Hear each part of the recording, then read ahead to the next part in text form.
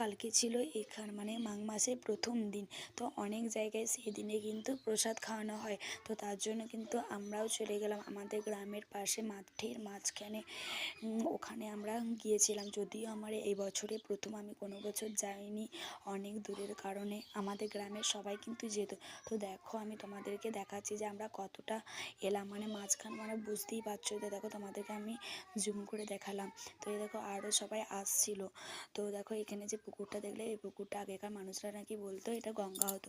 তো সেখানে আমরা ঠাকুরের দর্শন করতে চলে গেলাম। দর্শনের শেষে আমরা খাওয়ার জন্য বসে পড়লাম। তো দেখো অনেক সবাই কিন্তু খাচ্ছিল, আমরা অনেক লাস্টে এসেছি বলে ভিড়টা একটু কম।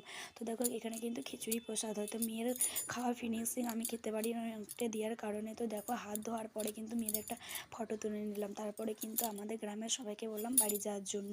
তো দেখো এখানে যে গাছগুলো দেখছো তার সামনে কিন্তু ছিল ঠাকুরটা। তো আমরা দেখো বাড়ির পথে কিন্তু রওনা দিয়ে দিলাম, অনেকটাই যেতে হবে। তো এখানে দেখো দুপাশে যে আলু বাড়িগুলো দেখছো, এখানে অনেক শাক ছিল। তো আমরা আসবার সময় কিন্তু অনেক শাক তুলে তুলে আসছিলাম।